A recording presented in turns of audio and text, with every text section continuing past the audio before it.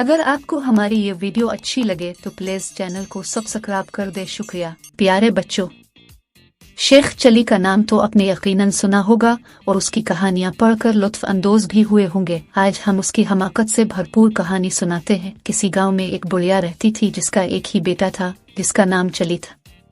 वो बहुत कामचोर, बेवकूफ, सुस्त और काहिल था। उसे बस एक ही काम आता था, शेखी बघारने का।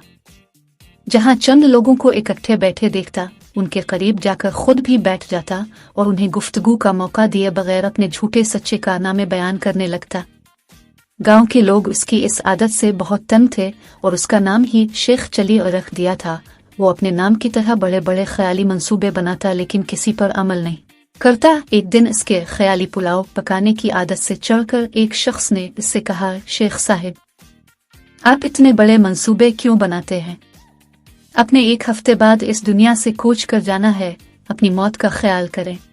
ये सुनना था कि बेवकूफ शेख चली को एक हफ्ते बाद अपनी मौत का यकीन हो गया और उसने इसकी तैयारी शुरू कर दी। पहले इसने कब्र खुदवाई और इसमें जाकर लेट गया। 6 दिन गुजर गए, कुछ ना हो।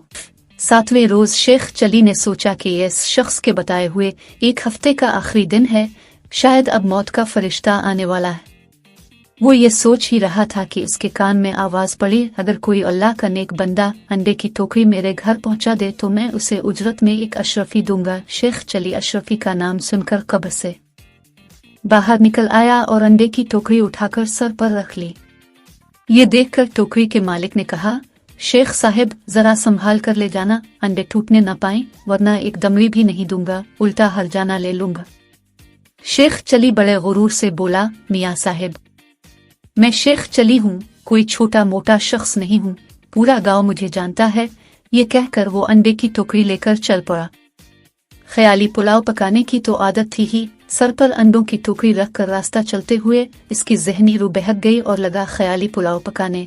अंडे पहुंचाने की मजदूरी मुझे एक अशरफी मिलेगी, बड़ी रकम है, इससे मैं मुर्गी खरीदूंगा, वो अंडे देगी, अंडे बेच कर बिक्री लूंगा, जो बच्चे देगी, बिक्री के बच्चे बेच कर गाय लूंगा, गाय दूध देगी, मेरे बच्चे दूध मांगेंगे तो मैं उनसे कहूंगा, ये लो दूध। इतना कहते हुए उसने टोकरा पकड़े दोनों हाथ हटा लिए, जिसकी वजह से वो जमीन पर गिर पड़ा और सारे अंडे टूट गए।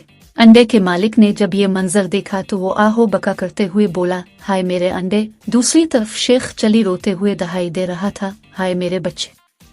दोनों की आहविजरी सुनकर लोग जमा हो गए और शेख चली की बात सुनकर उसे बावर कराया कि तुम्हारी तो शादी भी नहीं हुई, बच्चे कहाँ से आ गए जो तुम रो रहे हो? अंडों के मालिक का तुमने जो नुकसान किया है इसका हर्जाना तुम्हें देना पड़ेगा। बात शेख चली की माँ तक पहुँची। इसने वहाँ आकर हर्जाने की रकम अदा करके शेख चली की गुलो खलासी कराई।